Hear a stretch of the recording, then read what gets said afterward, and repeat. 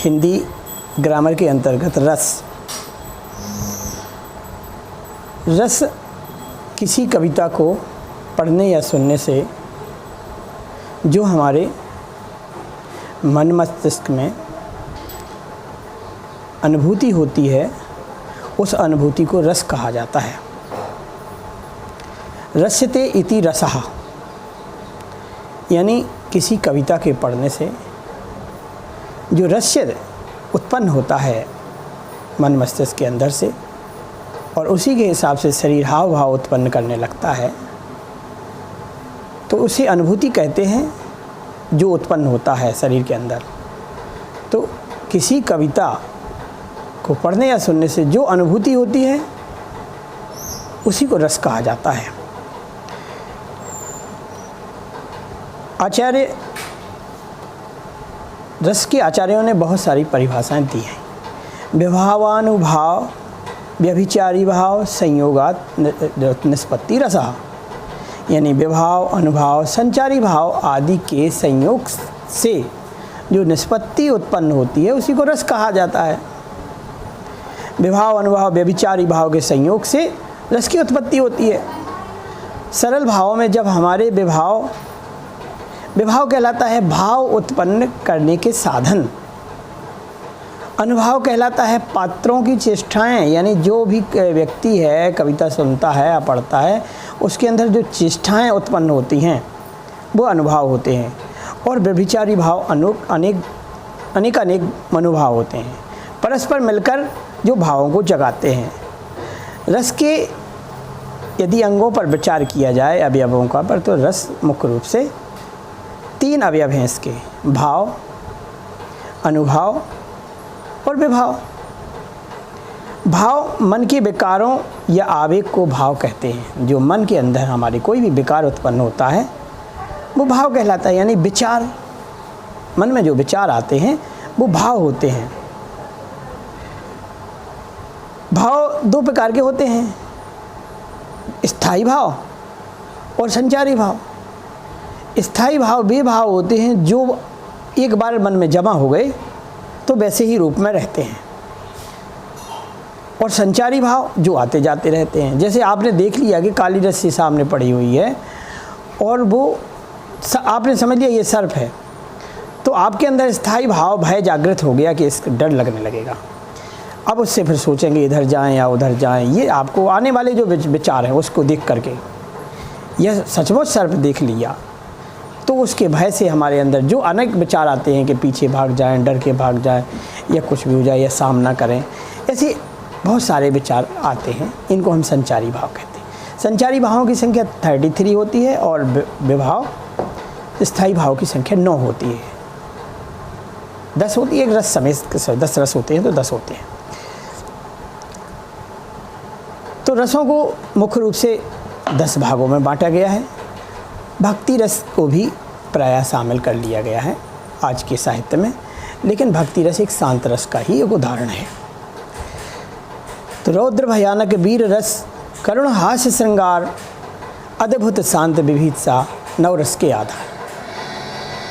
रौद्र, भयानक, वीर, करुण, हास्य, श्रृंगार, अद्भुत, शांत, विभत्स इत्यादि ये 9 रस होते हैं, और इन 9 रसों के अलग अलग स्थायी भाव भी होते हैं।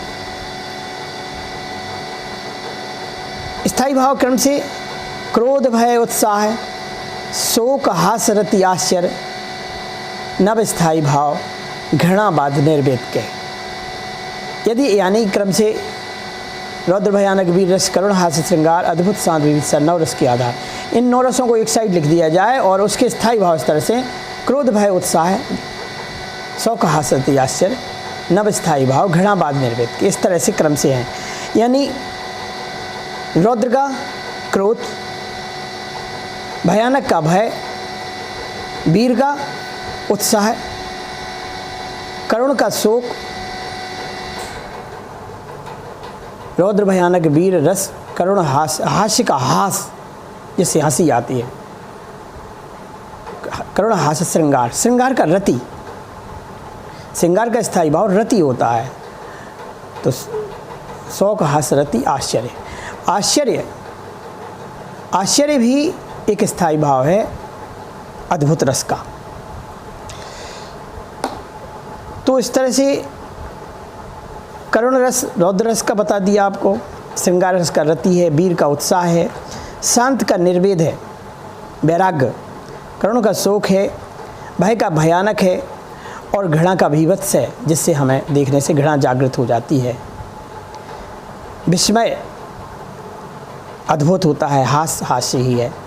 और जो 10वां रस वात्सल्य है, उसका मतलब वात्सल्यता यानी बच्चों के प्रति स्नेह के भाव। व्यभिचारी भाव, संचारी भाव, अगर इनको देखा जाए तो ये संचारी भाव जो शरीर में बार बार आते रहते हैं और जाते रहते हैं, स्थिर नहीं रहते हैं, संचार करते रहते हैं, कम्युनिकेट पोजीशन में रहते हैं। इनकी संख्या 33 होती है। ये मनोभाव स्थायी न होकर चंचल होते हैं। क्रोध, घृणा, आमर्ष, है ना, उद्वेग इत्यादि जो भी है, शंका, जड़ता, चिंता, उग्रता, हर्ष, गर्व, ईर्ष्या, स्मृति, उत्सुकता इत्यादि है जी। विभाव की बात करें तो विभाव का अर्थ होता है भावों के कारण, यानी विचारों के कारण जिन विषयों और वस्तुओं के द्वारा मन में स्थायी भाव जागृत होते हैं, उन्हें विभाव कहते हैं। जैसे सांप को देखकर भय, तो सांप के कारण है तो इसलिए उसको विभाव बनेंगे। किसी कहानी को पढ़कर उसके नायक नायिका, खलनायक या परिस्थितियों को देखकर मन में जो भाव जागृत होते हैं, उन्हें विभाव कहा जाता है। विभाव भी 3 प्रकार के होते हैं: आश्रय, आलंबन, उद्दीपन। ये विभाव के अंग। आश्रय क्या है? जिनके हृदय में भाव जागृत होते हैं, जिस व्यक्ति के अंदर भाव जागृत होते हैं, वो आश्रय है। जैसे किसी हास्य घटना को देखकर हमें हंसी आती है तो हम आश्रय हैं। वो घटना आलंबन है, जिसको देख करके जागा है। तो आश्रय, जिनके हृदय में भाव जागृत हो वो आश्रय होते हैं। ये 2 प्रकार के होते हैं। विभाव के अंग, जैसे कहानी में राम को देखकर सीता के मन में अनुभूति हुई, तो यहाँ सीता आश्रय हो गई और सीता के हृदय में प्रेम जागृत हुआ, यानी सीता यहाँ आश्रय का काम करेंगे। सहृदय का हृदय, कहानी का काव्य पढ़ने या सुनने या देखने वाला व्यक्ति आश्रय कहा जाता है। जैसे हम कहानी पढ़ रहे हैं तो हम आश्रय हैं, और उसके हृदय में सभी भाव जागृत होते हैं व्यक्ति पठन करने के कारण से। आलंबन, जिस प्रमुख व्यक्ति, वस्तु या परिस्थिति को देखकर भाव जागृत होते हैं, उसे आलंबन कहते हैं। राम को देखकर सीता के मन में जो प्रेम जागा, तो यहाँ राम आलंबन है और सीता आश्रय हैं। उद्दीपन, जिन प्रेरक परिस्थितियों या व्यक्तियों के सहयोग से मूल भाव जागने में सहायता मिली है, उन्हें उद्दीपन कहते हैं। जैसे कोई वाटिका है और उसमें 2 नायक नायिकाएं हैं। यहाँ वाटिका का मनोरम और एकांत वातावरण उद्दीपन है, जो उन लोगों को उसके लिए अनुकूल बताता है। अनुभव, आश्रय की चेष्टाओं को अनुभव कहते हैं। अब इसके बाद देखिए रस, श्रृंगार रस, जिस काव्य को पढ़ करके हमें सौंदर्य का बोध होता है, सुंदरता का वर्णन होता है और जिसका स्थायी भाव रति होता है, तो ऐसे काव्यों में श्रृंगार रस होता है। श्रृंगार रस मुख्य रूप से 2 प्रकार के होते हैं: संयोग श्रृंगार, वियोग श्रृंगार। जहाँ काव्य में नायक नायिकाओं दोनों का वर्णन होता है, जैसे राम और सीता का वर्णन है तो राम और सीता दोनों का हो। जैसे राघव बोले देख जानकी के आनन को, और सुर गंगा का कमल मिला जैसे कानन को। तो यहाँ राम सीता के कानों, सीता के मुख को देख करके उनकी सुंदरता की कल्पना कमल से करते हैं, तो इसलिए यहाँ राम सीता दोनों का संयोग है, इसलिए संयोग श्रृंगार है। और जहाँ दूर होता है, जो नायक नायिकाएं जो होते हैं उसमें जो एक्टर और एक्ट्रेस होते हैं उनमें डिस्टेंस होती है, तो वहाँ वियोग श्रृंगार होता है। जैसे उधो मन न भये 10-20, एक हतो सो गयो श्याम संग को आराधे ईस। यहाँ वियोग की स्थिति है कि हे उद्धव, मेरे 10-20 मन नहीं हैं, गोपियाँ कहती हैं, एक था सो कृष्ण के पास चला गया। अब आप जो उपदेश दे रहे हैं उस ईश्वर का हम लोग कौन का आराधना करेगा? यानी कृष्ण का वियोग गोपियों को सता रहा है। तो यहाँ वियोग श्रृंगार अलंकार है। संयोग श्रृंगार का और भी उदाहरण, राम को रूप निहारत जानकी, कंकन के नग की परछाई, याते सबे सुध भूल गई, कर टेक रही पलटा रत्नाएं। तो इस तरह से श्रृंगार रस के संयोग वियोग दोनों की चर्चाएं हो चुकी हैं। श्रृंगार को रसराज कहा जाता है क्योंकि सौंदर्य एक विलक्षण तत्व माना जाता है और सभी व्यक्ति सौंदर्य एक आदर्श जो डिसिप्लिन होता है, अनुशासन होता है, उसका परिणाम होता है और उसकी परारेखा होने के कारण से श्रृंगार सर्वव्यापी रस है। सभी जगह इसका, चाहे वृक्षों पत्तों कहीं पर भी देख लो, सुंदरता का वर्णन है। यह संसार की प्रत्येक वाणी में व्याप्त है। सभी सुंदरता चाहते हैं। बच्चों से लेकर तरुण तरुणियों तथा बूढ़े व्यक्ति भी श्रृंगार के प्रति लालायत हैं। इस रस के इतने विविध रूप हैं इसके कि सभी संचारी भाव इसमें संचरित होते हैं। तीसरे, इसमें अद्भुत तल्लीनता होती है, यानी मन शांत होता है, मुग्ध होता है। यह हृदय को मुक्त करने में सर्वाधिक समर्थ है, इसलिए इसको रसराज कहा जाता है। वीर रस, जब किसी कविता को पढ़ने से हमारे मन में ओज जाग जाए या उत्साह जागृत हो जाए या उस एक हमारे शरीर में पूरे तरह से प्रसन्नता के रूप में जाहिर हो, वहाँ वीर रस होता है। वीर रस का स्थायी भाव उत्साह होता है, यानी स्थायी भाव, मन से उत्साह ही जागृत हो जाता है। इसमें आलम्बन,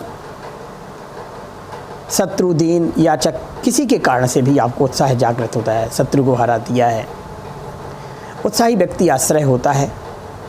और जो युद्ध के जैसे सेना, कोलाहल, रुदन इत्यादि जो क्रियाएं होती हैं, ये उद्दीपन होते हैं। उत्साह की बहुत सारे, वीर रस के बहुत सारे उदाहरण हैं। जैसे झंडा ऊंचा रहे हमारा, विजयी विश्व तिरंगा प्यारा, इस झंडे की शान न जावे, चाहे चांद भले ही जावे। यानी कोई भी उत्साहवर्धक कविता कह दो। हम भारत के वीर सिपाही आगे कदम बढ़ाएंगे, मुश्किल कितनी भी आ जाए हम उनसे न घबराएंगे, जो कुछ भी है पास हमारे उसे बांट कर खाएंगे। हम भारत के वीर सिपाही आगे कदम बढ़ाएंगे। और भी कई उदाहरण हैं, जैसे हिमाद्युतुंग संग से प्रबुद्ध शुद्ध भारती, स्वयं प्रभा समुज्ज्वला स्वतंत्रता पुकारती। थोड़ा क्लिष्ट है। इस तरह से कोई भी जो आप में उत्साह जागृत कर दे, उस कविता को आप लिख सकते हैं। हे सारथे हे द्रोण क्या, देवेंद्र भी आकर अड़े, है खेल क्षत्रिय बालकों का, व्यूह भेदन को लड़े। मैं सत्य कहता हूँ सखे सुकुमार मत जानो मुझे, यमराज से भी युद्ध को प्रस्तुत सदा मानो मुझे। ये सब वीर रस के उदाहरण हैं। शांत रस, जब कविता किसके पढ़ने से मन शांत हो जाए, वैराग्य को प्राप्त कर ले, विरक्ति को प्राप्त कर ले, तो जब रस ऐसे रस रूप की परिणति हमारे मन मस्तिष्क में होती है, तो वहाँ काव्य में शांत रस होता है।